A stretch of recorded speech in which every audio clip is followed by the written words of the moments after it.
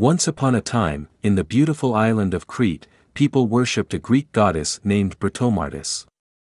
She was the goddess of mountains and hunting, and was known by many names, including Dictina. Some believed she was a mountain nymph, while others believed she was a figure syncretized from Artemis and Aphia, the invisible patroness of Aegina. Although there was no archaeological evidence, some believed Britomartis was related to the mother goddess of the Minoan religion. However, she was an important deity in the region and was worshipped by many. In the 16th century, Britomartis gained popularity in English literature after being featured as a character in Edmund Spenser's epic poem The Faerie Queene, and was associated with English military prowess. As a result, Britomart figures began to appear in British art and literature. Despite her ambiguous origins, Britomartis remained a fascinating and important figure in Greek mythology, her legacy continuing to this day. Once upon a time on the island of Crete, there was a goddess named Britomartis who was frequently depicted on the island's coinage. She was known as both Britomartis and Dictina, the goddess of Mount Dict, the birthplace of Zeus. On the coinage, she was often portrayed with a human face, wings, and standing on her mountain, holding an animal in each hand, as the mistress of animals.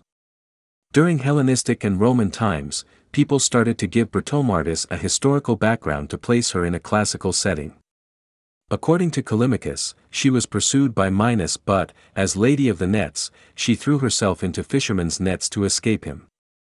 She was rescued by fishermen and taken to mainland Greece. This myth explained how the goddess's cult eventually spread to Greece. However, Diodorus Siculus found this story less credible.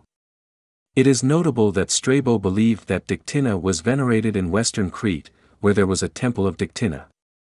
Meanwhile, Callimachus suggested that some believed Dictina and Artemis were one and the same.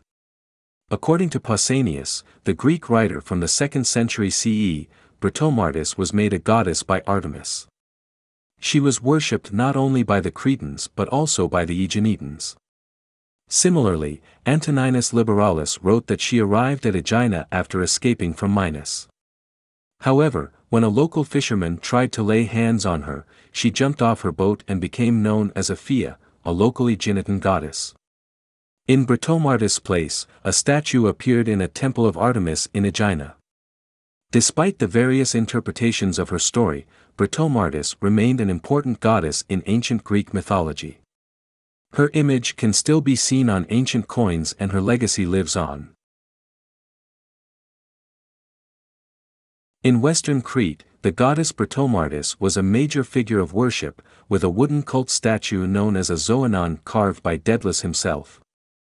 The statue was kept in the temple of Olus, and Britomartis was often portrayed on coins in Chersonesos and Olus as a symbol of her importance in those cities.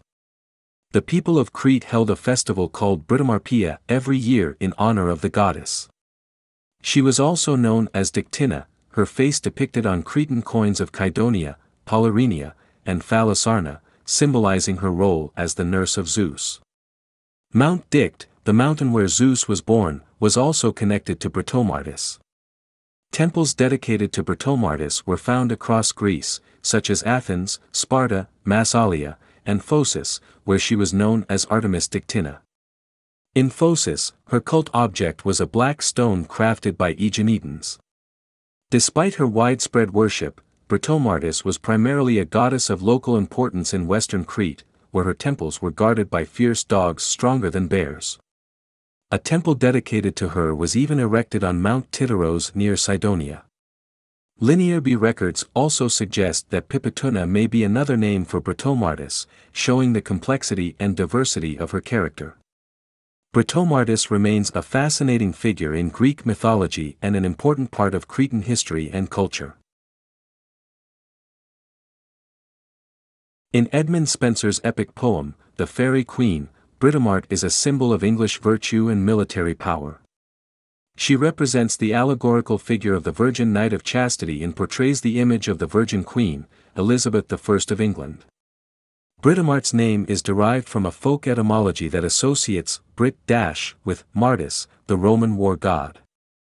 However, according to Thomas Berger's Arthur Rex, Queen Guinevere may have assumed the persona of Britomart, a powerful female knight, after the death of King Arthur. This suggests that the name, Britomart, may have a connection to Arthurian legends as well. Britomart embodies the virtues of chastity, military prowess, and female strength, linking her to the powerful women of both historical and mythical contexts. Her story is a testament to the strength and resilience of women in the face of adversity, showcasing the enduring power of female figures in literature and history.